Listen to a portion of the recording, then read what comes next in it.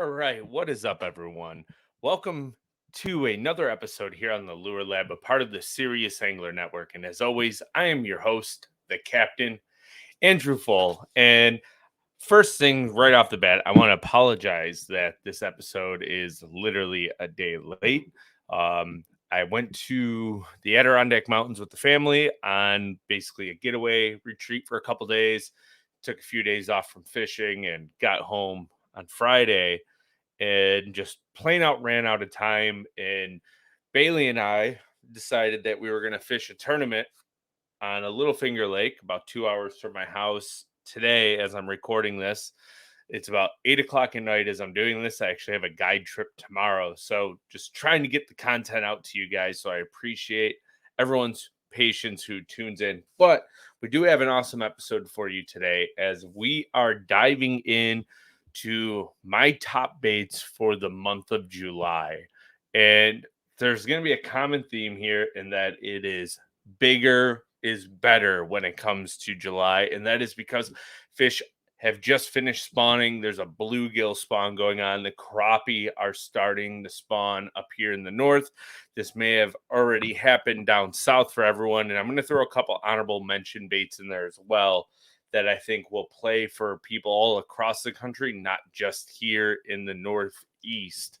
But I want to start off with the honorable mention bait because I'm going to be doing basically like a hard bait slash wire bait, a top water bait, and then a grass flipping bait. But there's an honorable mention here that everyone should have in their tackle box, and you're always going to catch fish on it no matter what. And there's two sizes that I like to throw in the month of July, especially if you know where the bluegill beds are and etc. So one, this bait, what it is it's not a Texas rig Senko, but it is a wacky rigged Senko 5 inch. And then also the big one, they make 7 inches as well. Up here where I live, I've never caught one on a 7 inch. I know some people who have, but I do really like a 6 inch sometimes this time of year, especially if you're on a body of water that has really big bluegill in it and really big largemouth. They key in on eating bluegill. Bluegill are spawning. It's an easy target, so you can throw the wacky rig around bluegill beds up underneath docks, and you're going to get a lot of bites.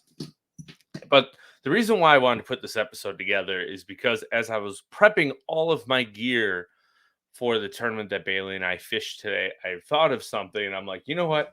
There's a common theme with the baits that I'm tying up, and that is bigger, right? So we're going to start right off the bat with flipping in the grass around bluegill spawn, inside grass edges, outside grass edges, and right inside the meat of the grass, milfoil, coontail, curly tail pondweed.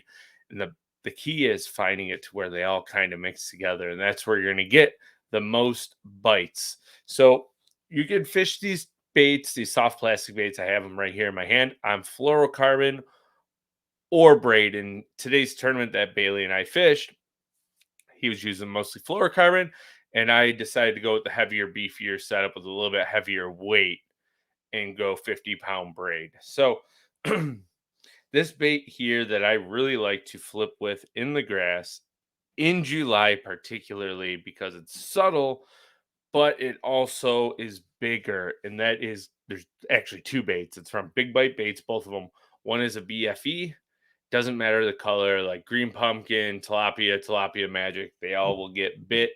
You know, Drew Cook on the Elite Series, you know, his favorite color is tilapia magic, and I believe it is Dean Rojas's Fighting Frog. Catches a ton of fish, especially on beds.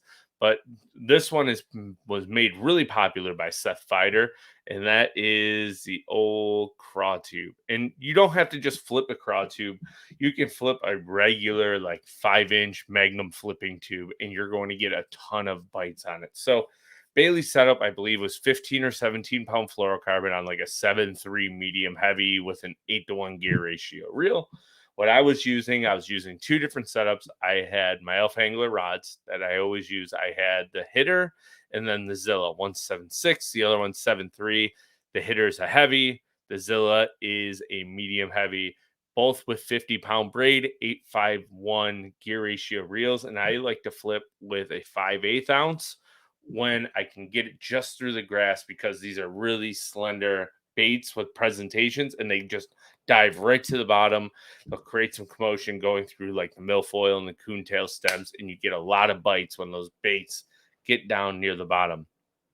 Bailey was, I believe, flipping with a 3/8 ounce and also a 1/4 ounce. So basically dictating the flow, changing the flow of how fast that bait falls to get bit. You can never go wrong with soft plastics in June, post spawn, bluegill spawn. They're just going to chew them. The next bait that you can bust out that I think everyone should have on their deck in the month of July, especially because there's a bluegill spawn in no particular color besides probably having a green pumpkin, some sorts of green pumpkin color. And that is going to be just your standard Z-Man jackhammer in 1/2 ounce or 3/8. Some other ones that you can do yourself as well is like the queen tackle. They have the switchblade that you can put right onto like an arky style head jig. If you get a tungsten jig without a weed guard, that thing is money. They also make the switchblade, which I think is the name of their chatterbait, the bladed jig that they made. That is a really good one. But you are trying to imitate bluegill. I don't like a paddle-tailed trailer when imitating bluegill. I like a paddle-tailed trailer when I'm imitating baitfish and I want to keep my chatterbait high. So during the month of July, I will put on the Yamamoto Zako. And contrast, I feel, is key when it comes to fishing a chatterbait or bladed jig. This one is the green pumpkin bee height delight color, and it has green pumpkin black blue, which I think is like bruised green pumpkin is the name of the color in the Zako. But the reason why I like this is bluegill have that forked tail, and this works really well. And another thing that you can do, if you noticed that the bluegill are spawning, it seems like in July you get a lot of vibrant green tails on bluegill.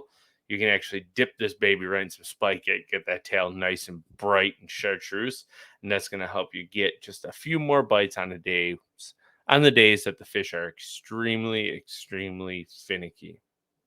Now in the SEP, I'm going to throw this on. I'm all about like composite rods or glass rods. So 7 foot to 7'6", medium heavy or heavy.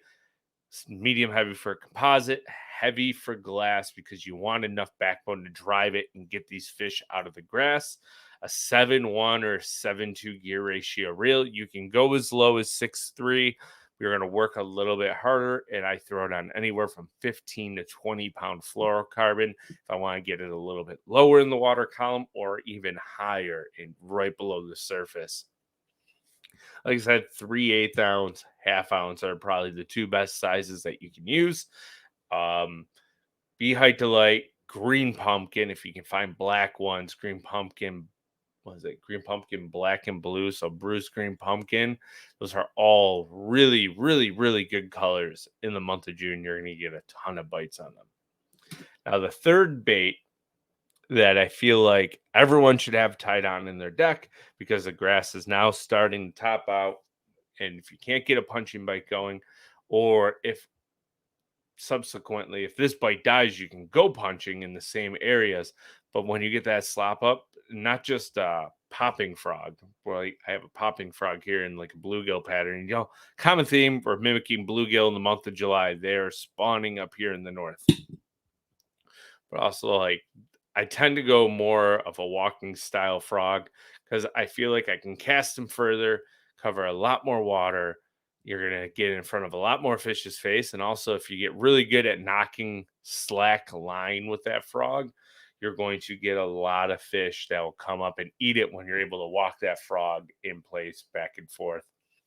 Now, for anybody who's out there, 7 foot to 7'4", medium heavy or heavy, depending on what brand you like to use. I use the Alpha Anglazilla rod, which is 7'3", medium heavy with 50-pound braid on all my frogging applications. And then I use an 8.5 to 1 gear ratio reel because I want to be able to reel into them fish when they suck it down and start running away with it. Now we're going to get into some honorable mention baits, some that I have thrown, some that I haven't thrown, and some baits that I feel like will work all across the country. And I'm looking here to see if I have them down here in the basement, which I do not. They're in my boat, a couple of them. But the first one that's going to work all across the country when you start getting fish out on the weed edges and are no longer feeding on bluegill and crappie. They're more positioned on bait. Some baits that you can throw are going to be like a Strike King 5XD or a 6XD and any other crankbait in that, pardon me, in that class that can get down like 10 to 18 foot. And the biggest key to fishing a deep diving crankbait in the summertime, and a lot of people aren't going to like me for giving up this information, but it is burning the Evan living fire out of it until your forearms feel like they are going to fall off and they are burning. 7-2, sometimes 8-to-1 gear ratio, like a 7-6 to a 7-10 cranking rod, throwing it out as far as you can and just burning that dog. And some of the bites that you will get, if you can figure out where to throw it, will just change your world. You will be absolutely obsessed with throwing a deep diving crankbait while burning it. Another honorable mention that because fish are feeding on bigger bait fish like bluegill and crappie, perch, like a Strike King or any of the bigger square bills. This is a Strike King 4.0, but like a Depths Evoke, I think like it's either a 2 or a 3 is the big one. That would be a good one that you can throw and get a few more big bites. And on days that the wind blows, if you don't feel comfortable throwing a chatterbait, you can pick up a spinnerbait and like a green pumpkin, a brown, or a white, and just let the fish tell you what they want to bite and fish like wind driven points with the same setup that you would throw your chatterbait on.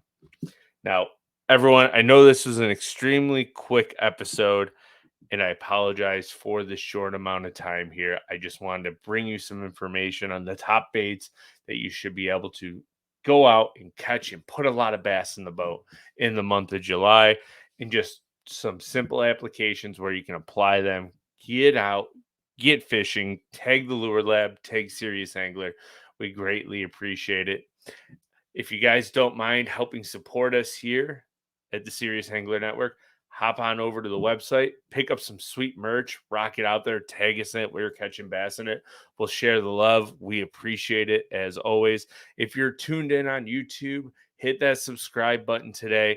Leave some comments down below, maybe what your favorite baits are to use in July and where you are in the country and fishing. Don't drop any lake names, but tell us where you are in the country. We love seeing where people are tuning in from. If you're on like Spotify or Apple Podcasts or whatever your favorite podcast platform is, please leave us a review if there's an option. It allows this podcast to be seen to more bass heads like you and I alike. And we just greatly appreciate all the support you guys give us and everyone who tunes in on a weekly basis. All of you rock. And we will see you next Saturday on the Lure Lab.